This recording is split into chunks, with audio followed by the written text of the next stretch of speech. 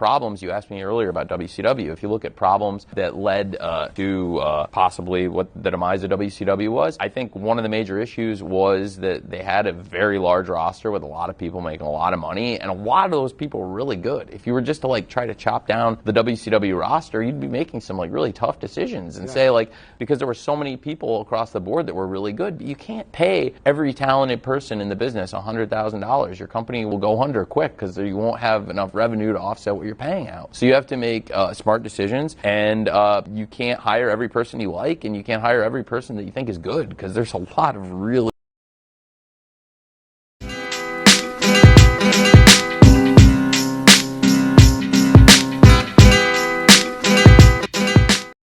Welcome to 3 Count Commentaries. This is your host, MagMongoSlade. Today we're going to talk about Mercedes Moné making 8 figures.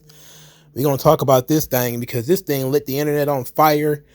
For those of you who have not been paying attention, PW Insider says that Mercedes Moné, Sasha Banks, is the highest paid female athlete in wrestling history.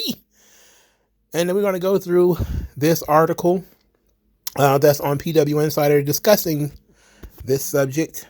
As usual, I'm going to go through this article and I will be leaving my thoughts throughout. So let's see what we got here. It says PWInsider.com is told by multiple sources from both WWE and AEW that each side had pursued and were willing to commit to deals that amounted to 8 figures in total over the course of those deals, which would be record-breaking numbers for a female performer in professional wrestling, and now makes her likely the top-paid female performer in the history of the business. Now, 8 figures is $10 million, so $10 million minimum over the course of the deal. So now there's people trying to do the math. Is it 5 years, $2 million a year? Is it $5 million for 2 years? Is it 3 and some change for 3 years?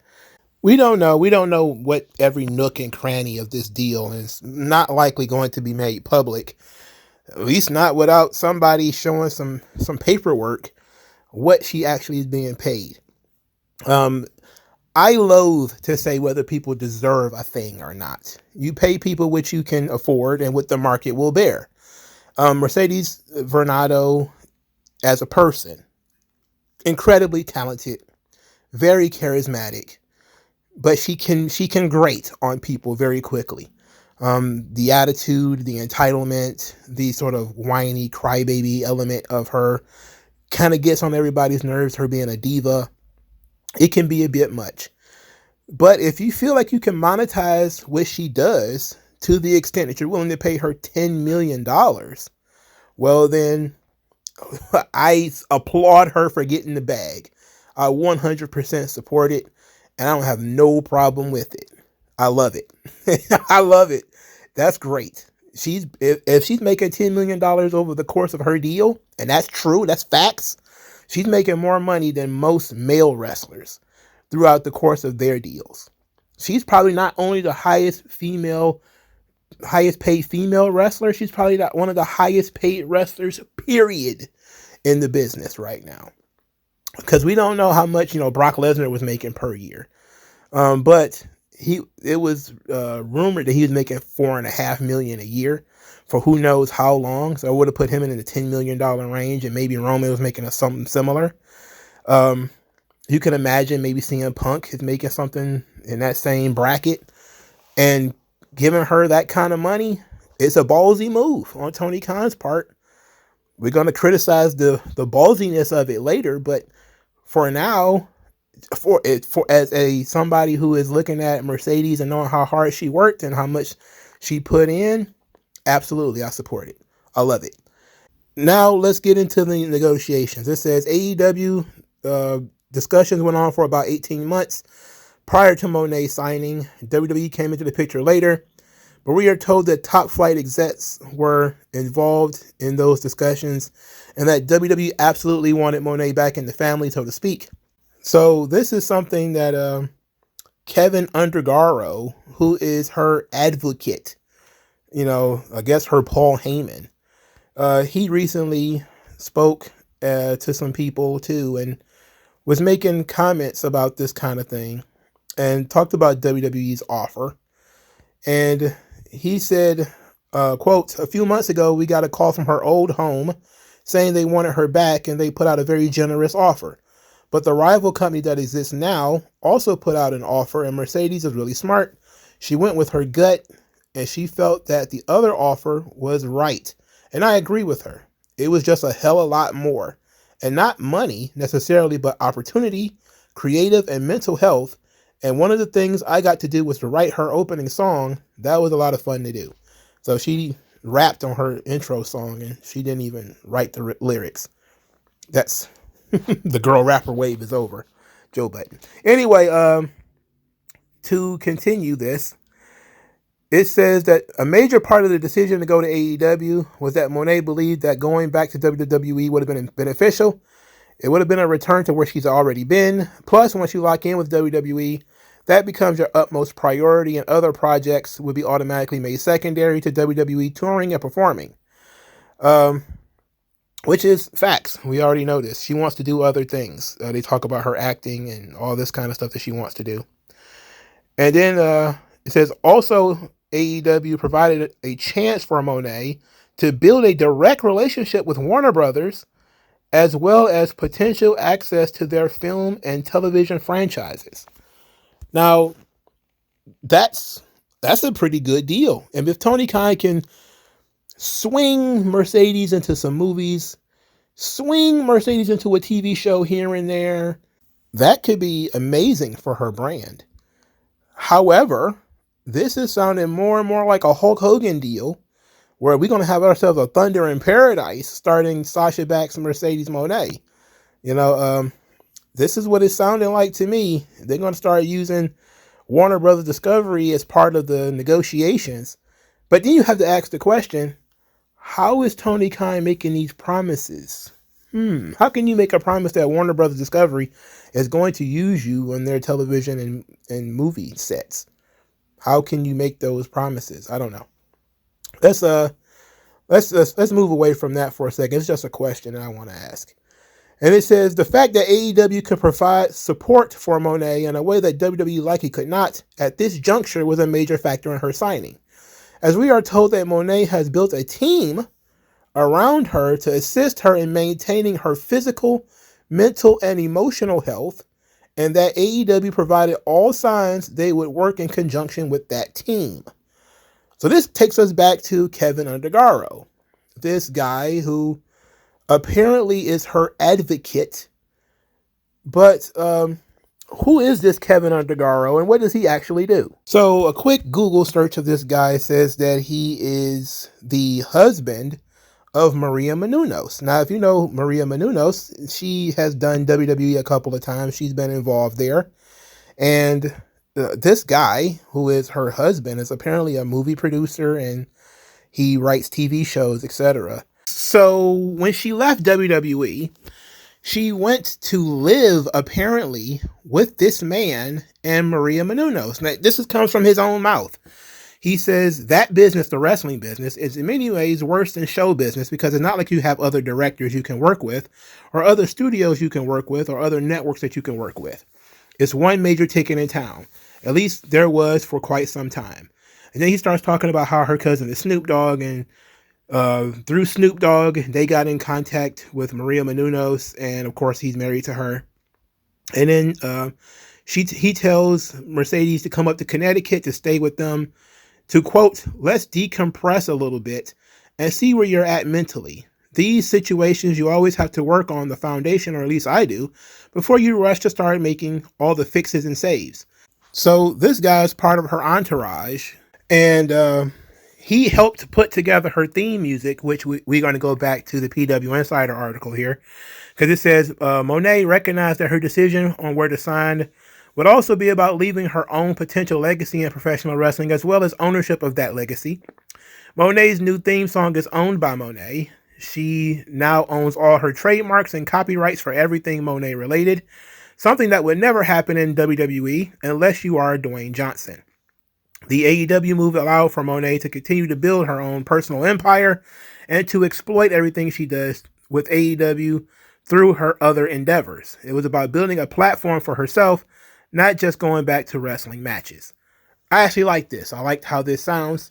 I'm not exactly sure about the whole entourage thing, but okay, this works out great. Everybody should have ownership of their shit, as much of it as you can, because as I say all the time, you use WWE's IP, you got to give it back to them when you leave. So in trying to build her own thing, she's also trying to build AEW with it. And this leads to the signing of Jennifer Pepperman. So in the article, it states, by signing with AEW, we are told that Moné's hope is that she can assist the promotion in growing stronger and evolving overall. Hence the signing of Jen Pepperman to work for AEW as the new Vice President of Content Development, who worked with her closely in WWE. So this is also part of her entourage. So she's basically The Rock, except in AEW. She's got her own personal writer. She's got somebody writing her own theme song for her. She's going to use Tony Khan as a conduit to get into movies and television. This is a fantastic deal for her. It's a tremendous deal. I would have taken this deal, no questions asked. This is tremendous. You get your own personal writer, and not only do you get your own personal writer, but your own personal writer is a vice president in the company. I mean, it's just tremendous. How could you argue against this thing? It says also, we are told by people close to the situation with Moné that the final call on where to land wants to shake up the overall system for pro wrestling and create new opportunities for women to get a higher premium financially, as well as more opportunities down the line as new generations of women pursue professional wrestling. Let's take a pause here. Because as she builds this entourage around herself, nobody else is going to do that. And nobody else is going to have the connections that she's got through not only her cousin being Snoop Dogg, but she no doubt probably met Maria Menounos through her work in WWE. And some people are going to make those connections. Some people won't. She's probably got a good agent too. Not everybody's going to have the same opportunities. What you need to realize is, as we go through this, as they're talking about the deal that she got, this is a one-off. This is a one-on-one kind of deal. Not everybody is going to get this kind of lucrative deal. You can't do that. All right. Not only $10 million, but your own personal writer on the writing staff and your own entourage that's going to hang around you all the time.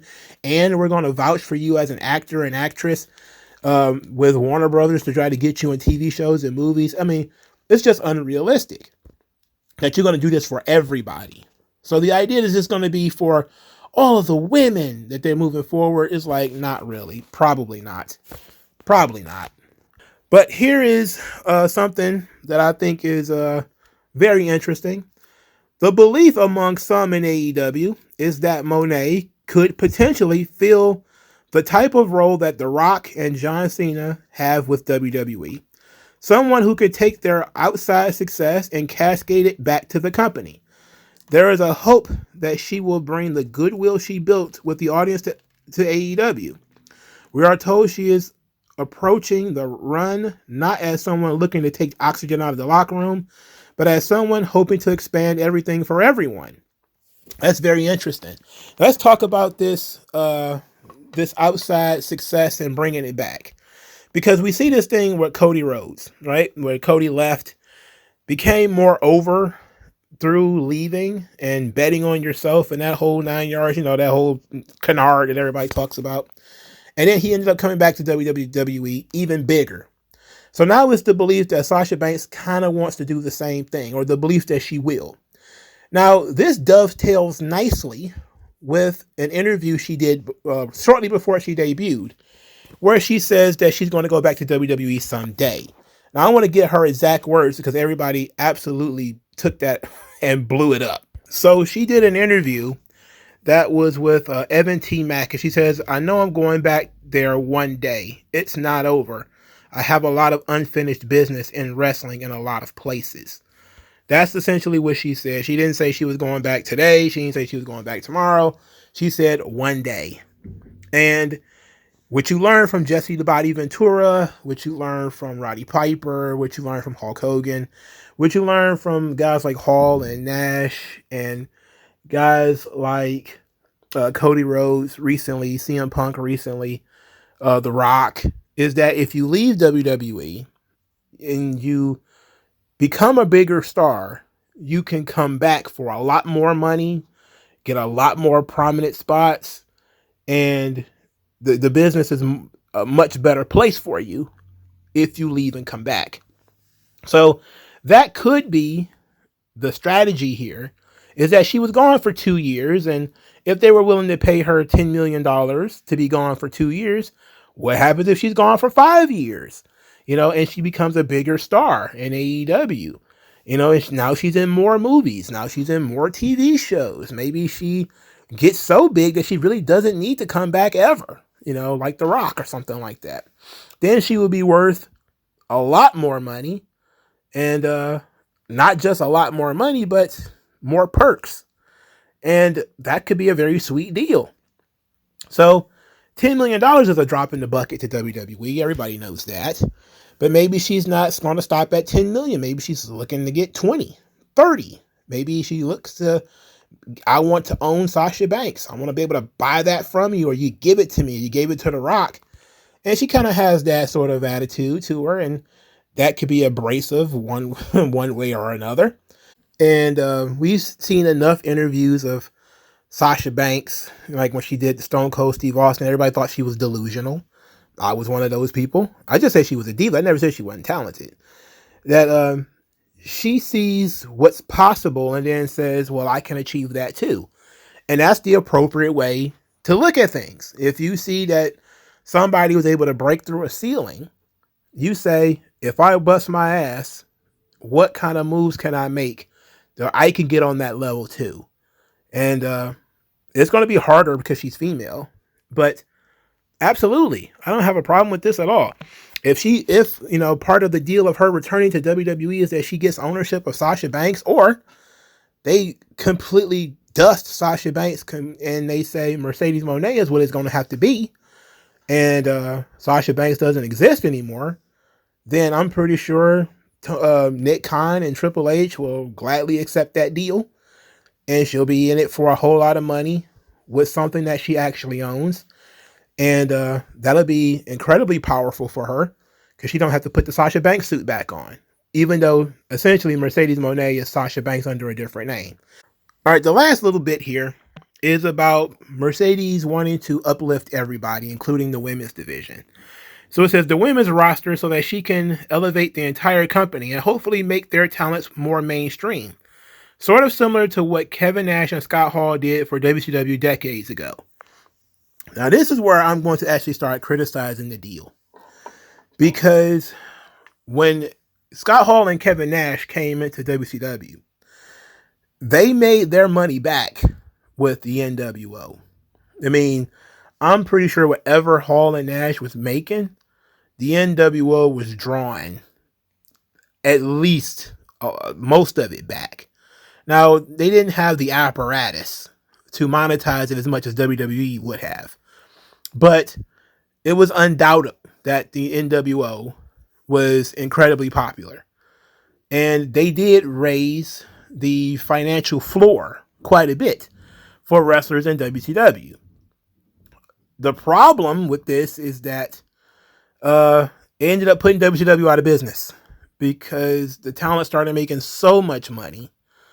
And they were and so many guys were making so much money and they were producing so little. Now, AEW for a long time has had that sort of reputation that they were paying guys like Joey Janela $100,000 guaranteed and all this kind of stuff. And these people can't make that money back. And then they started paying guys like CM Punk, who he's going to draw you some money. He'll make it back. Now that got Mercedes. She's going to draw you some money. Is she going to draw you $10 million in a year by herself? I don't know, because you have to take into account that they just signed Okada for who knows how many millions of dollars, and Will Ospreay for who knows how many millions of dollars, and they just bumped up MJF's pay. But the one thing that Mercedes did, even if she didn't do it on purpose, Well, she did do it on purpose. It's the one thing that they've been gloating about this entire time, is that you broke the pay scale for the girls. Now, there was I forget where I read this, but it's very important, that WCW for a long time had a policy. It was an unwritten policy that if you're worth $100,000, you don't pin a talent that's worth $500,000.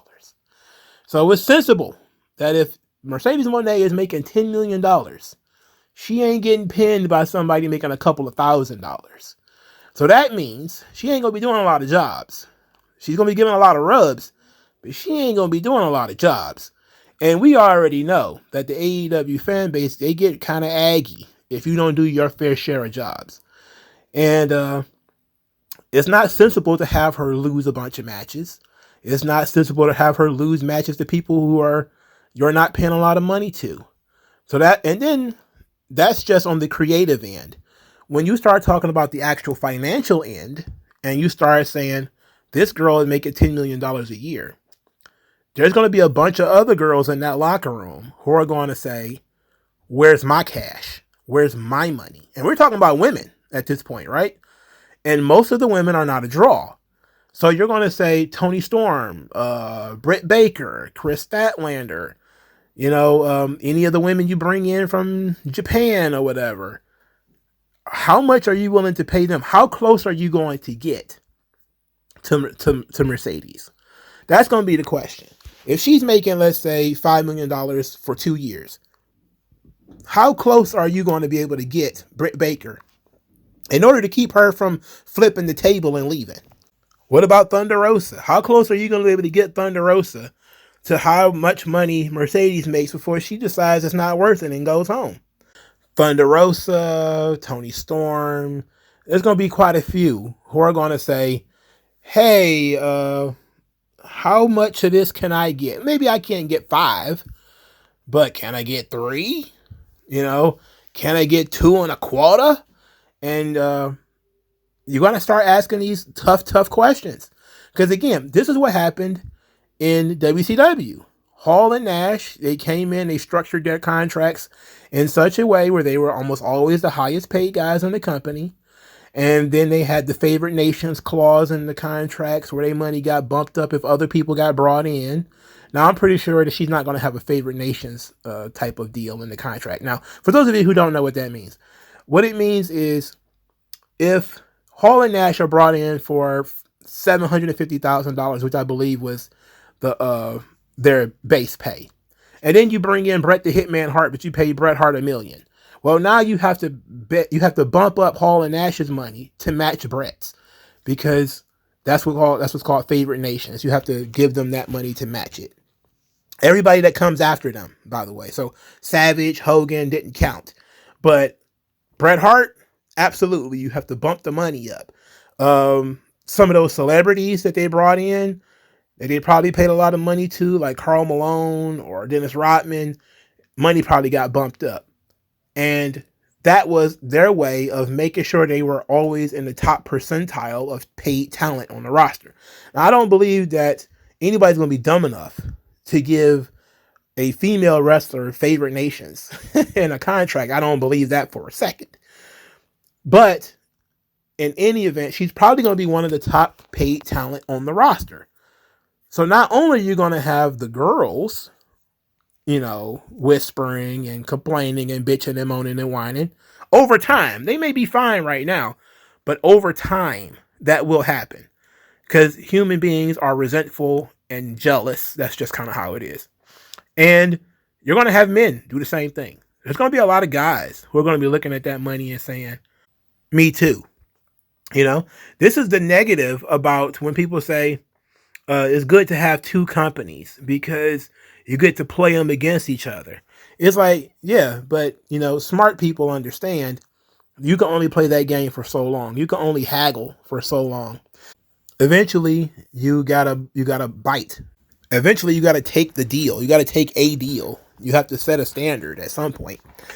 And there's going to be a lot of talent who are going to look at this thing and probably say that the floor has been raised, and that's a positive. But you're going to have a lot of people who are going to say, I can't meet that floor. I'm not good enough, or I'm not making enough money, and the company doesn't value me enough. So I'm just going to go and make just a shade more over here. And you're going to have people leave. And that's just the nature of business. People are going to get big contract extensions, big money boosts. A few people will here and there. And the rest of the guys are going to be sitting there, kind of pissy because it didn't happen for them. This is what happened with WCW when it closed down. A lot of the guys who were not getting the big money that Hall and Nash was getting were kind of pissy about it. They were jealous. They were upset. That's why they left. I believe Big Show was one of those guys that one of the reasons he left was he saw the amount of money that Hall and Nash was getting. That equated to them getting more and more and more TV time. That equated with them, going over more, beating up people more. And all of a sudden, it became less fun because you're always on the pointy end of the stick, and you're not getting paid the same. So, and you're not getting paid anything close to it. So you want to leave to try to increase your value. And there's going to be people who are going to make that decision. And again, I said this before, WWE is very smart. You let AEW price themselves out of some good talent. You pay somebody like Mercedes $5 million a year. If you feel like she deserves it, great. I'm not in the business of saying whether she deserves it or not. I'm just saying it's a good thing for her, but it's a bad thing for the pay scale of AEW because now everybody's going to know what's possible and everybody's going to be asking similar questions. And you're not the EVPs. Like, people can take it when it's the EVPs and they're the cornerstones of the company. They can take it when it's CM Punk, and the guy's sitting on the shelf for 7 years and you got to pay him a certain amount of money to get him groove back and all that kind of stuff. They can take it when it's Sting or, somebody who's considered a legend. And some people might be able to take it with Sasha Banks because she's Sasha Banks. But there's going to be a lot of other people who are going to say, it's not a good thing, man. I want some of that money too. I want a lot more money. And Tony Khan's not going to be able to do it because it's not going to make good business sense. And then those people are going to jump ship to WWE and make just a little bit more than what they're making in AEW. But it's not going to cost WWE nearly as much as it would have cost them to bring in Sasha Banks. So her agent, Kevin Undergaro, they call them advocates now. But this Kevin Undergaro guy, who is her agent, did a really good job negotiating this deal. He did a really good job here. This is like the Barry Bloom kind of deal that you used to see back in the 90s. So he did a really good job, and Sasha Banks got the bag. It's fantastic. Everybody's excited except for a couple of nut jobs who absolutely became unhinged when she said that AEW was her home now. But that's just what they call jobs now, I guess. They just calling jobs homes. It's very weird. I don't like it, but that's what they're doing. But what do you guys think? Let me know in the comment section below. I'll talk to you guys later, man. Peace.